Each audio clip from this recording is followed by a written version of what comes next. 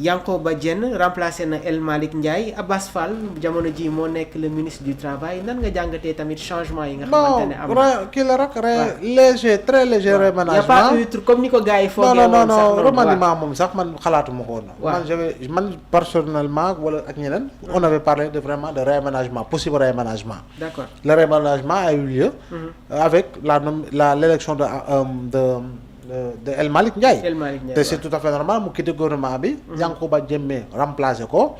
ñu jël Abass Fall ci assemblée nationale ànd ko ci place yu Yankoba Diémé comme ministre du travail.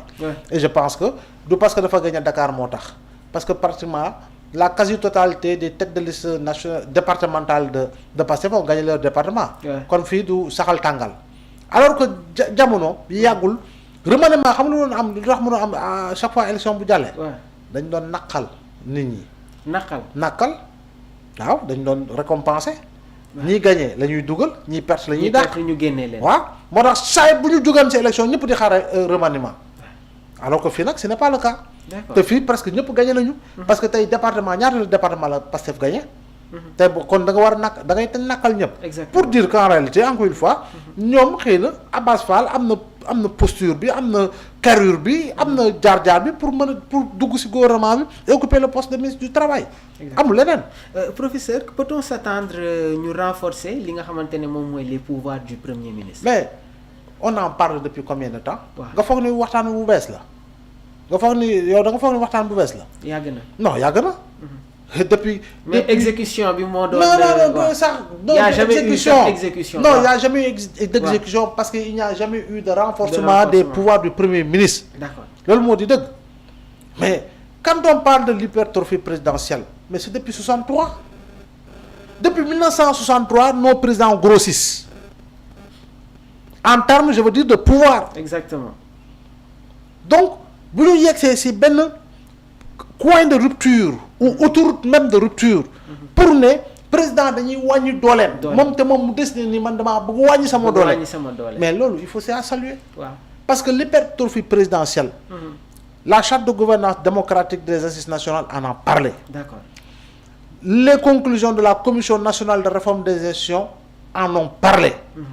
kon boog bu ñu wàññi ay pouvoir yu jógee ci président dem ci premier ministre. mais ay la yowoon c'est à saluer. donc nos dirigeants sont dans l'application des chevals de bataille yi nga xamante ne ñi ngi ko doon. mais bien sûr depuis leur installation. mais bien entendu parce que encore une fois. yooxu gu bari gi man damaa xamul sax lu ko waral. loolu damaa gisugul lu ko waral. moo tax ma ne la xanaa man Ouganda la ay yeewoo. Ouganda waaw est-ce que yeewoo ma Ouganda parce que cool yi bërëj bi manipulation bi désinformation bi. levée de bouclier boo xam ne ci benn 1 mois 2 mois la 3 mois la. bah j'ai pas compris moo tax it victoire Pastef victoire la boo xam ne dañ ko war a jàngale. parce que mosuñoo am en si peu de temps une opposition aussi radicale aussi radicalisée. mosuñu ko am. depuis installation au régime bu bees bi. non mosul am jëlal 2000 Abdoulaye Wade la première fois c'était le parti socialiste. moo perte nguur. 2012 jëlal Macky bu muy doog a ñëw la première fois c'était le parti démocratique sénégalais moo ñàkkoon nguur. waaye fii nag moom c'est le parti qui a perdu le pouvoir et d'autres partis et mouvements et coalitions ñoo juddundoo rek. jàkkaarloog Sonko di dóor bim tell bum te boobu ba léegi nag gilet pare-balles bu mu sol tax na dara dalu ko. donc nga war a changer véritablement de fusil d'épaule et de stratégie. waaye nag ay la yëwoon comme j'ai dit. tant que tu mettras en avant la personne. doo jóg ci erreur. Le premier ministre rappelé li nga xamante ne moom mooy le souverainisme waaye tamit wax na sur li nga xamante ne moom mooy les défis sociaux alors ci wàllu boobu tamit professeur. waaw mais souverainisme oui tout en ayant le sens de l'ouverture. comme ni ñu koy doxalee nii. waaw maanaam di wër àdduna di signer ay partenariats partout et de diversifier véritablement les partenariats donc je crois bien que là. à ce niveau il faut quand même que ñu gëmandoo li nga xam ne mooy souverainisme gis nga ñun dañoo xeeb suñu bopp. dañu xeeb suñu bopp. tey nii dans presque tous les pays occidentaux il y a une montée en puissance de l'extrême droite. D'accord. Extrême droite lu muy prôné xanaa du souverainisme. waaw extrême droite lu muy prôné leneen du souverainisme léegi ñun ñuy prôné souverainisme non ban souverainisme dañ ko war a prôner dañ ko war a dund dañ ko war a gëm tout en ayant le sens de l'ouverture pour véritablement wéyal am des partenariats avec nos partenaires techniques et financiers bilatéraux comme multilatéraux. Donc loolu je pense que c'est l'essence même de la vie et de l'économie par rapport à une vision beaucoup plus globale. Donc de ce point de vue là dafay mën a tax sax nga dem sur une bien meilleure maîtrise des axes sociaux. D'accord. te axes sociaux yooyu nag personne à mobilité réduite bi personne frappée par un autre type d'handicap la femme bi la jeune bi la et cetera donc yooyu yëpp daal foog ñu xool ko carte d'égalité des chances bi promotion véritablement si li nga xam mooy la valeur du travail et véritablement le niveau de création du travail et le niveau de productivité yooyu yëpp daal jàpp naa ni am nañu levier yi dëgg-dëgg pour mën a jëm si loolu tabax si pour que économie bi mu nekk d'abord une économie avec une approche endogène et c'est bel et bien possible je dis bien par rapport ak li nga xam ne y a autant d'exemples yoo xam ne boo si sukkandikoo di nga mën a tabax li nga xam moo di koom waaye ñun tey jii nii Japon 1945 Hiroshima Nagasaki bombe atomique Japon presque réduit à néant réduit à zéro tey jii Japon fait partie du G7 maanaam dëkk yu ëpp doole ëpp koom Corée du Sud bu mu jógee si la guerre des Corées ak day Corée fi mu toll def naa ni diir bu gàtt la boobu Sénégal sax dimbali na ko Chine bi en 1960 Chine tollul fenn jusqu'à la mort de Mao en 76 suivi de l'arrivée de Deng Xiaoping transformation Chine bi wëy ba tey jii Chine nekk véritablement si première ou deuxième puissance. Donc il peut y avoir un vent d'espoir.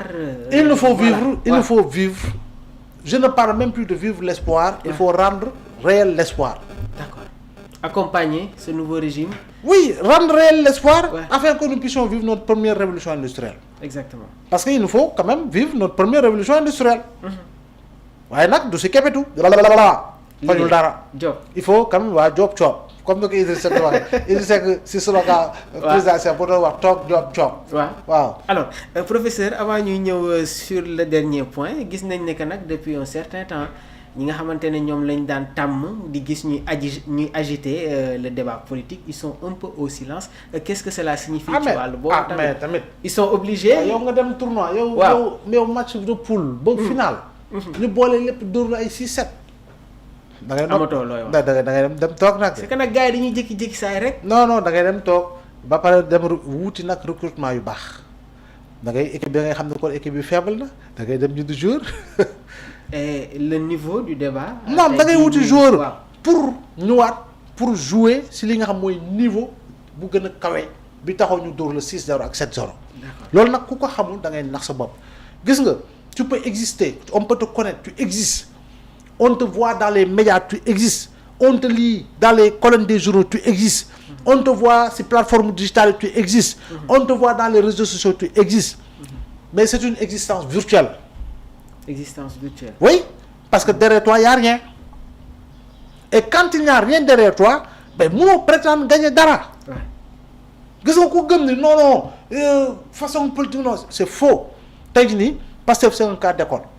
ñi nekk ci politique bi dañ ko war a jàngat parce que tamit en si peu de temps le PASTEF a réussi une massification boo xam ne bu jéggi dayoo la. D'accord.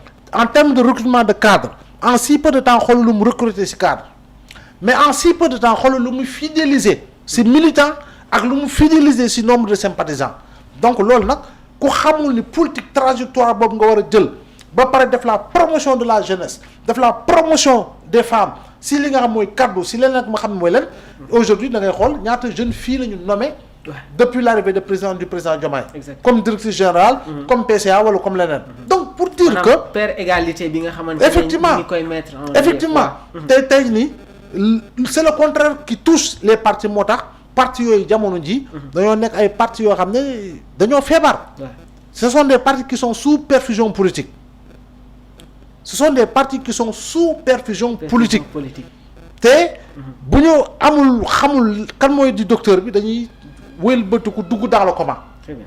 Et ils risquent de passer de vie à trépas politique donc il faut quand même qu'ils changent de paradigme pour mën a liggéey sur le terrain tabax recruter am nit yu leen di demal ci débat yi nit yu wax ak Sénégalais yi ñu ci naan koŋ-koŋ ci buntu kër yi ba pare am xalaat gu sell ak xam-xam gu kawe.